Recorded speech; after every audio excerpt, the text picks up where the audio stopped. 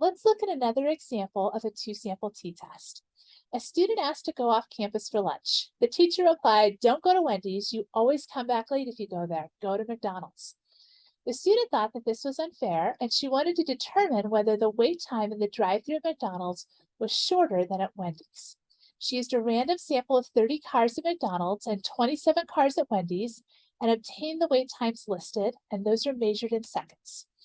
Is the McDonald's drive-thru faster? Use an alpha or significance level of 0.1.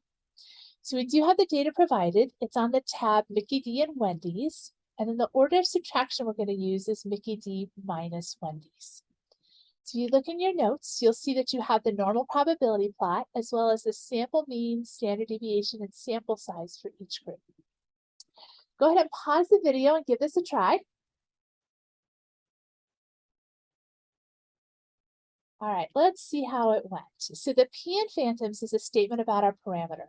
So we're talking about the mean of one group versus the mean of the other group. So something along the lines of, we're testing the claim the mean wait time at McDonald's is shorter than the mean wait time at Wendy's.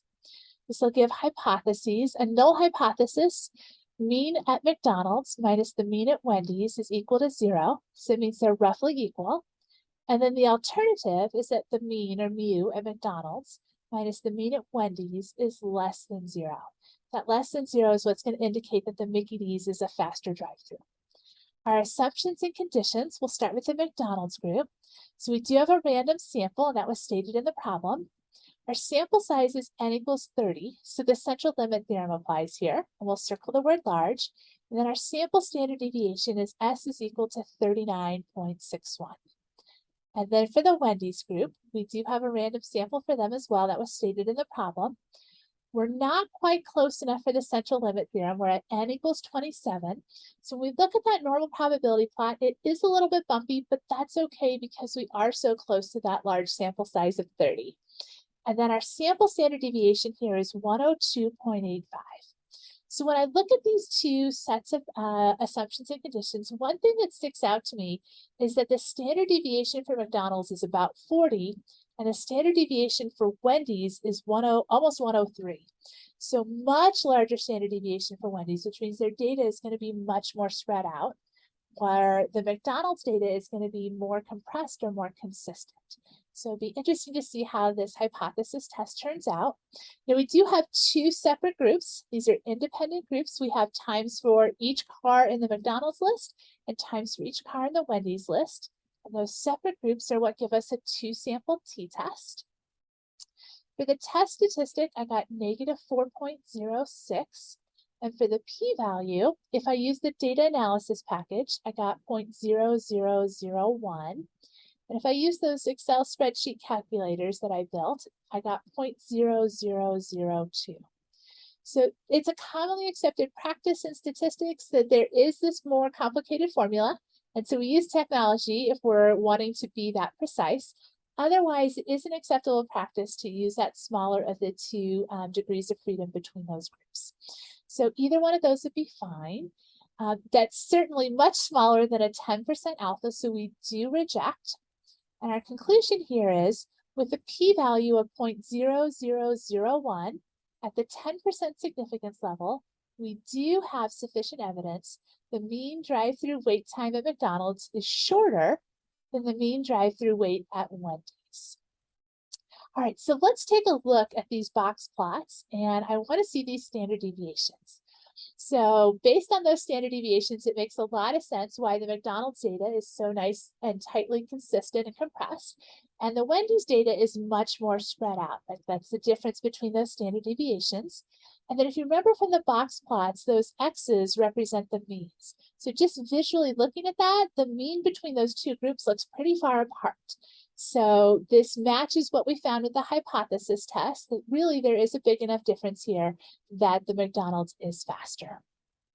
All right, so if you feel comfortable with this, you're welcome to stop the video and go on to the next one. If you didn't get the same test statistic and p-value as me, I'll switch over to Excel and I'll show you how I got those ones. All right, so if you're wanting to use the data analysis package to get your test statistic and your p-value, you want to be on the chapter 21 data sets on the Mickey D and Wendy's tab. So to do the data analysis, we do need to go to the data ribbon, and then we'll click on data analysis. And you're going to scroll down to the bottom of the list. What you're looking for is the two sample assuming unequal variances, meaning different standard deviations. We'll say okay, and then we'll highlight the Mickey D's data first, and then I'll highlight the Wendy's data, and I'll say okay. And so here's what we get as an output. Let me make this a little bit bigger. So our test statistic here, there's our negative 4.06 if you round that 9 over. And then our alternative hypothesis was a left tail, a less than. So that would be a one tail version.